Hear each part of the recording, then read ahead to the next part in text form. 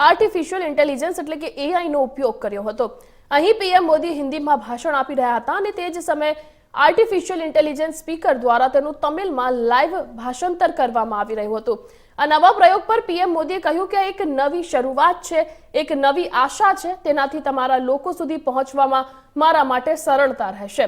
આપણે જણાવી દઈએ કે નમો ઘાટ પર હાજર તમિલનાડુના લોકોએ પીએમ મોદીનું ભાષણ સાંભળ્યું।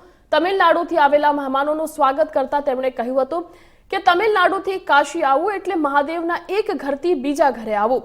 તમિલનાડુથી કાશી આવવું એટલે મદુરાઈ મીનાક્ષીથી કાશી વિશાલાક્ષી આવવું અને તેનાથી તમિલનાડુ અને કાશીના લોકોના હૃદયમાં જે પ્રેમ છે તે બંને અલગ અને અનોખા છે। પીએમએ કહ્યું કે AI દ્વારા તેઓ પહેલીવાર દેશના લોકો સાથે તમિલનાડુના 1400 લોકો સાથે જોડાઈ રહ્યા છે। પીએમ મોદીએ કહ્યું કે ગયા વર્ષે કાશી તમિલ સંગમની શરૂઆત થઈ ત્યારથી આ યાત્રામાં દરરોજ લાખો લોકો જોડાઈ રહ્યા છે। ધાર્મિક નેતાઓ, વિદ્યાર્થીઓ, કલાકારો, સાહિત્યકારો, કારીગરો અને વિવિધ ધર્મના વ્યવસાયિકો અને ઘણા ક્ષેત્રોના લોકોને આ સંગમ દ્વારા પરસ્પર સંચાર અને સંપર્ક માટે અસરકારક પ્લેટફોર્મ મળ્યું છે।